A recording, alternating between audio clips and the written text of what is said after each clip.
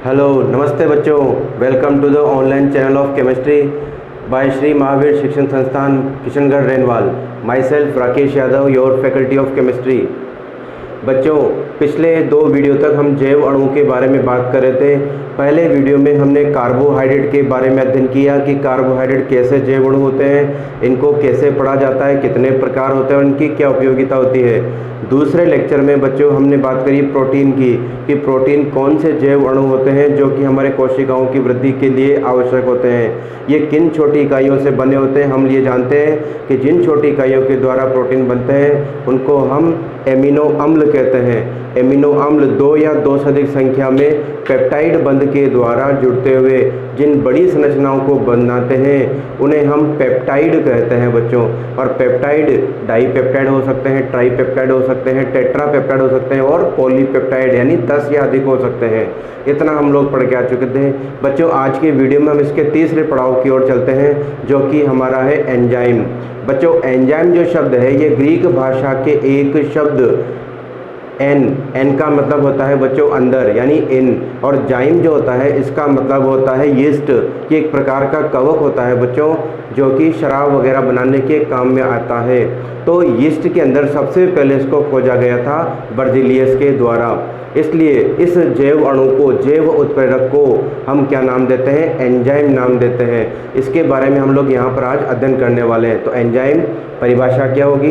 इसकी जो परिभाषा है बच्चों वो किसने दी थी? मेयर बेक ने दी थी। और मेयर बेक जो है वो ये कहता है कि एंजाइम ऐसे जैव अणु होते हैं जो कोशिकाओं में होने वाली जो जैव रासायनिक क्रियाएं होती हैं, आपने नाम सुना होगा बायोलॉजी में, जैसे क्रेब्स चक्र, ग्लाइकोलाइसिस चक्र, प्रकाश संश्लेषण, ऑक्सीकरण, अपचयन, ठीक है। तो ये सारी जो जैव रासायनिक क्रियाएं होती हैं उनमें एंजाइम का बहुत इंपॉर्टेंट रोल होता है। तो एंजाइम उन जैव रासायनिक क्रियाओं में भाग लेते हैं परंतु स्वयं अपरिवर्तित रहते हैं, और जिन पदार्थों के साथ ये क्रिया में भाग लेते हैं उन पदार्थों को उत्पाद में परिवर्तन करने का कार्य करते हैं। ठीक है बच्चों, तो ये परिभाषा है हमारी एंजाइम की जो किसके द्वारा दी गई थी? मेयर बेक के द्वारा दी गई थी। अब इसके परिचय को हम थोड़ा सा पढ़ लेते हैं। तो एंजाइम का ही दूसरा नाम क्या होगा? जैव उत्प्रेरक, यानी इनको बायो कैटलिस्ट कहा जाता है। हम जानते हैं उत्प्रेरक तो केवल सामान्य जो रासायनिक क्रिया हैं उनमें काम में ले जाते हैं। जैसे हेबर विधि के अंदर जब अमोनिया बनती है तो वहाँ आयरन और मोलिब्डेनम जो धातुएं हैं उनको काम में लेते हैं। लेकिन ये जैव उत्प्रेरक हैं तो सजीवों में, चाहे वो पादप हो चाहे वो जंतु हो, तो उनकी जो जैव रासायनिक क्रियाएं हैं उनमें ही भाग लेते हैं, इसलिए इनको कहा जाता है जैव उत्प्रेरक। तो इनका दूसरा नाम हमें याद रखना है, जैव उत्प्रेरक होता है। उसके बाद में जो एंजाइम नाम था बच्चों वो दिया था कोहने नाम के वैज्ञानिक ने। एंजाइम नाम किसने दिया था? कोहने ने दिया था। और इसकी खोज सर्वप्रथम किसने करी थी? बर्जिलियस ने करी थी। और किस में करी थी? एमाइलेज नाम का एक एंजाइम होता है जिसमें करी थी। ठीक है ना बच्चों। उसके बाद में प्रयोगशाला में एंजाइम को जो सबसे पहले संश्लेषित किया था उसका नाम है जेबी समर। जेबी समर ने एक एंजाइम बनाया था, उसका नाम था यूरिएज। बच्चों, यूरिएज एंजाइम जो है यूरिया में पाया जाता है, ठीक है ना। तो प्रकृति में पाए जाने वाले जो बैक्टीरिया हैं वो अपनी जो किण्वन क्रिया होती है उसमें यूरिएज नाम का एंजाइम का स्राव करते हैं और यूरिया का अपघटन करते हैं वो अमोनिया और CO2 में। तो उस यूरिया का क्रिस्टलीकरण करवाया था जेबी समर ने और यूरिएज नाम का एंजाइम उसने प्राप्त किया था।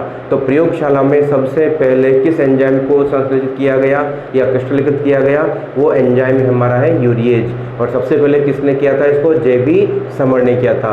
एक और बात ध्यान रख लेंगे हम लोग इसकी कि इसका नाम किसने दिया था? कोहने ने। सबसे पहले किसने खोजा? बर्जिलियस ने खोजा। तो ये 3 साइंटिस्ट हमको ध्यान रखने हैं। और इसकी जो परिभाषा हमने शुरू में दी थी वो परिभाषा किसने दी थी? मेयर बेक ने दी थी। अब परिभाषा हम लोग पढ़ चुके हैं, इसकी सामान्य जानकारी हम लोग पढ़ चुके हैं। बात आते हैं एंजाइमों के गुणों की कि एंजाइम के क्या क्या गुण होते हैं। बच्चों, एंजाइम का जो पहला गुण है, सबसे विशिष्ट गुण है, एंजाइम जो होते हैं बच्चों ये प्रोटीन से बने हुए होते हैं। ठीक है, हम ध्यान रखेंगे या तो ये सरल प्रोटीन होती है या ये संयुग्मित प्रोटीन होती है। ठीक है ना। तो ये प्रोटीन से निर्मित सरल या संयुग्मित अणु होते हैं। ये जैव रासायनिक क्रियाओं में स्वयं अपरिवर्तित रहते हैं, कभी भी उसके अंदर इन्वॉल्व होते तो हैं लेकिन उसमें ख़त्म नहीं होते। ठीक है ना। तो ये स्वयं अपरिवर्तित रहते हैं। तीसरी इंपॉर्टेंट थिंग क्या है इसकी कि ये क्रिया कारकों की सक्रिय ऊर्जा को कम करके अभिक्रिया का वेग बढ़ा देते हैं। बच्चों इनमें इतनी पावर होती है कि ये उस अभिक्रिया के वेग को 10 की घात 20 गुना, इतना गुना तक वो बढ़ा सकते हैं। अब सघन ऊर्जा क्या चीज़ है, जरा इसको हम समझ लेते हैं। कोई भी पदार्थ को क्रिया करने के लिए ऊर्जा की आवश्यकता होती है।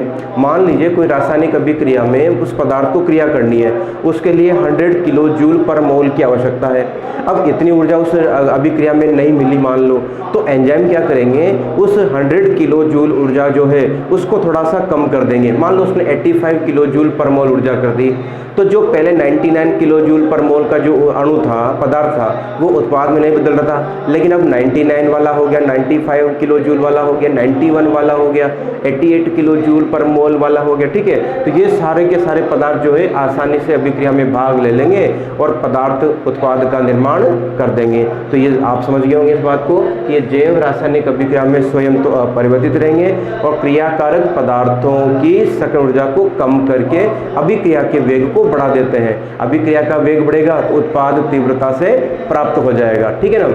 उसके बाद में चौथा जो पॉइंट है हम ध्यान रखेंगे, बच्चों के ताप विशिष्ट होते हैं। बहुत ज़्यादा तापमान पर ये अक्रिय हो जाएंगे, बहुत कम ताप पर भी ये अक्रिय हो जाएंगे। तो इनकी क्रियाशीलता का जो ऑप्टिमम टेम्परेचर वैल्यू है, परास है, वो बच्चों को है 30 से 35, और कुछ बुक्स के अंदर 35 से 37 डिग्री सेंटीग्रेड भी लिखा हुआ है। तो हम ध्यान रखेंगे इनके कार्य करने के लिए जो एक उच्चतम ताप है, जहाँ इनकी क्रियाशीलता सर्वाधिक होती है, वो 35 से 37 डिग्री सेंटीग्रेड तक होती है। इस ताप परास पर ये बहुत अच्छे तरीके से अभिक्रिया में इन्वॉल्व होकर अभिक्रिया को पूर्ण करते हैं। ठीक है, कम टेम्परेचर हो जाए 10-12 डिग्री सेंटीग्रेड का, तो ये अभिक्रिया में भाग नहीं लेंगे। आपने देखा होगा कुछ कच्चे फलों को हम फ्रिज में रख देते हैं, या आपने कोई केला लिया या कोई भी फल फ्रूट या सब्जी वेजिटेबल्स ली, उनको आपने फ्रिज में रख दिया, तो कई दिनों तक उनको संरक्षित रखा जा सकता है, खराब नहीं होते हैं वो। तो उसके पीछे रीजन क्या है कि उन फल फ्रूट्स के अंदर जो एंजाइम थे उनको कम ताप के प्रभाव से आपने निष्क्रिय कर दिया, तो वो खराब नहीं हुए। ठीक है ना। इसी प्रकार से दूध को भी आप खराब होने से बचाने के लिए आप उसको गर्म कर लेते हो, तो उच्च ताप पर जब गर्म किया जाता है तो वो भी जो है पास्चुराइजेशन की प्रोसेस है, तो वहाँ पर भी हम कुछ ऐसा कर रहे हैं। तो आप ध्यान रखेंगे कि इनके पीएच का जो ताप की परास है वो 35 से 37 डिग्री सेंटीग्रेड के मध्य होती है, जहाँ ये अच्छी तरह से कार्य करते हैं। फिफ्थ पॉइंट जो है, इनका पीएच मान जो होता है बच्चों, यह भी विशिष्ट होता है। इनके लिए जो पीएच वैल्यू है वो है 6 से 7 की। ठीक है, तो 6 से 7 यानी कि दुर्बल अम्लीय माध्यम जो होता है उसके अंदर ये बहुत अच्छी तरीके से कार्य करते हैं। हमारे शरीर में ब्लड है, चाहे ब्लड प्लाज्मा है, चाहे कुछ भी हो, तो हमारे शरीर में जो क्रियाशीलता का जो पीएच है, जैसे रक्त का जो पीएच है बच्चों, उसकी वैल्यू होती है 7.4। हमारे रक्त की जो पीएच वैल्यू है वो कितनी है, 7.4 है। तो इस पीएच पर रक्त के अंदर जितने भी एंजाइम है वो बहुत अच्छी तरीके से कार्य कर सकते हैं। तो हम ध्यान रखेंगे इनके पीएच विशिष्टता होती है और वह वैल्यू है 6 से 7 के मध्य की। ठीक है ना। उसके बाद में इनका जब नाम लिखा जाता है तो इसके नाम में 2 शब्द होते हैं। पहले जो 3 लेटर होते हैं ये बताते हैं कि वो एंजाइम किस क्रियाधार पर कार्य करने वाला होता है। ठीक है ना। और उसके पीछे 100% एक अनुलग्न लिखा हुआ रहेगा और वो अनुलग्न होता है एज। जैसे आपने कुछ एंजाइम के नाम सुने होंगे, lipase, protease, urease, amylase, lactase. ठीक है ना। तो ये सब जो नाम हैं ये एंजाइमों के हैं, एंजाइम के नाम के पीछे एज आता है, तो एज अनुलग्न आएगा। जैसे मैंने नाम बोला यूरिएज, तो यूरिया पर कार्य करने वाले एंजाइम को क्या बोला गया, यूरिएज। लाइपेज बोला गया, लाइप का मतलब होता है लिपिड, लिपिड मतलब तेल। ठीक है, तो लिपिड्स पर या तेल पर कार्य करने वाले एंजाइम क्या बोले गए, लाइपेज बोले गए। एमाइलेज, वसाओं पर काम करने वाले एंजाइमों को क्या बोला गया, एमाइलेज कहा गया। इस प्रकार से हम लोग ध्यान रखेंगे। ठीक है ना। अब इंटरनेशनल यूनियन ऑफ बायोकेमिस्ट्री यानी जैव रसायन का जो अंतर्राष्ट्रीय संगठन है उसने एंजाइमों को 6 क्लास में डिवाइड किया बच्चों, कि जितने भी जैविक पदार्थ हैं, चाहे जंतु या पादप हैं, तो उनमें 6 तरीके के क्या मिलते हैं, हमको एंजाइम मिलते हैं और उनकी अलग अलग कार्य प्रणाली, अलग अलग कार्य हैं। ठीक है ना। उनमें से पहले का नाम है ऑक्सीडो रिडक्टेज। ऐसे एंजाइम जो ऑक्सीकरण और अपचयन की क्रियाओं में भाग लेते हैं उनको कहा जाता है ऑक्सीडो रिडक्टेज। उसी प्रकार से ट्रांसफरेज, आपने डीएनए पुनरावृत्ति वगैरह को पढ़ा होगा, तो वहाँ पर कुछ एंजाइम होते हैं जो फास्फेट समूह को एक जगह जगह से दूसरी जगह तक ले जाने का कार्य करते हैं। तो उन एंजाइमों को क्या कहा जाता है? ट्रांसफरेज कहा जाता है। तीसरा एंजाइम है हाइड्रोलिसेज। ऐसे एंजाइम जो किसी जैविक क्रिया में जल के अणु को जोड़ने का कार्य करते हैं उनको कहा जाता है हाइड्रोलिसेज। इसी प्रकार से चौथा जो एंजाइम उसका नाम है लाइसेज। लाइसेज एंजाइम कोई डीएनए खंड को तोड़ने का कार्य जो करते हैं उनको कहा जाता है लाइसेज। तो ये अलग अलग प्रकार के हो सकते हैं। उसी प्रकार से पांचवा है आइसोमरेज। एक पदार्थ को दूसरे पदार्थ में कन्वर्ट करने के लिए, ठीक है, उनका अणुसूत्र अणुभार जो है वो सेम रहता है, लेकिन उनकी संरचना में, उनके संगठन में थोड़ा सा परिवर्तन आ जाता है। तो ऐसे एंजाइम को क्या कहा जाता है? आइसोमरेज कहा जाता है। एक एग्जाम्पल लेते हैं, जैसे ग्लूकोज और फ्रक्टोज दोनों का अणुसूत्र क्या होता है? C6H12O6 होता है, ठीक है ना। तो इन दोनों को आपस में जो कन्वर्ट करने का जो काम करेगा एंजाइम, वो कौन सी श्रेणी में आएगा? आइसोमरेज श्रेणी में आएगा। और छठा जो है हमारे पास में वो है लाइगेज। मान लीजिए डीएनए का एक खंड हमने वायरस से लिया और इसको हमें एक बैक्टीरिया में जोड़ना है, तो डीएनए के इस खंड को दूसरे बैक्टीरिया के डीएनए खंड में जोड़ने के लिए जो एंजाइम काम में आएगा, वो जो एंजाइम है वो कहा जाता है लाइगेज। तो आप समझ गए होंगे कि 6 प्रकार के जो एंजाइम हैं उनकी क्या क्या उपयोगिता है। ठीक है बच्चों, अब बात आती है कि एंजाइमों की उपयोगिता है क्या। बच्चों, हमारे दैनिक जीवन में कई सारे ऐसे एंजाइम हैं जिनकी बहुत ज़्यादा इंपॉर्टेंस होती है। फॉर एग्जांपल, दवाइयों के निर्माण में एंजाइमों की बहुत इंपॉर्टेंस होती है। शराब या वाइन की मैन्युफैक्चरिंग के अंदर भी जो है वो किसकी इंपॉर्टेंस होती है? एंजाइम की। वर्तमान में कई सारी जो बीमारियां चल रही है तो उनका उपचार भी कई प्रकार के एंजाइमों के ट्रांसप्लांटेशन के द्वारा किया जाता है, ठीक है ना। एक रोग होता है, आपने सुना होगा, हार्ट अटैक या हृदयाघात। हृदयाघात का कारण क्या है कि जो हार्ट की जो नलियां होती हैं, वेंस होती हैं, उनके अंदर ब्लड क्लॉट जो है वो जम जाता है।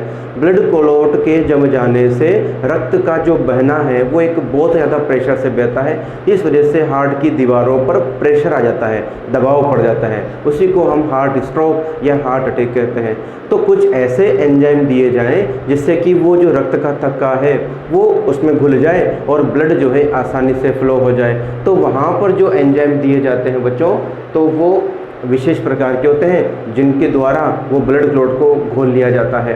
तो इस प्रकार से एंजाइमों की हमारे दैनिक जीवन में काफ़ी ज़्यादा उपयोगिता है। तो आज के वीडियो में हमने एंजाइम के बारे में पढ़ा कि एंजाइम की परिभाषा क्या है, एंजाइम के जो सामान्य परिचय है किसने खोजा था, इसका सामान्य नाम क्या होता है, क्या क्या इनके गुणधर्म हैं, ठीक है, और इनकी दैनिक जीवन में उपयोगिता क्या है। आप इस बोर्ड पे लिखे हुए जो नोट्स हैं इनको पोज करके अपने कॉपी में उतार लेंगे और उपयोगिता आपकी बुक में जो है उससे लिख लेंगे और अपने नोट्स कंप्लीट करेंगे। अगले चौथे वीडियो में हम बात करेंगे डीएनए और आरएनए की, अर्थात हम पढ़ने वाले हैं अगले वीडियो में न्यूक्लिक अम्ल की। अगर इस टॉपिक से रिलेटेड आपको कोई समस्या हो, कोई क्वेरी हो, तो आप लोग मुझसे मेरे पर्सनल नंबर पर बात करके पूछ सकते हैं। ओके बच्चों, तब तक के लिए goodbye and good day.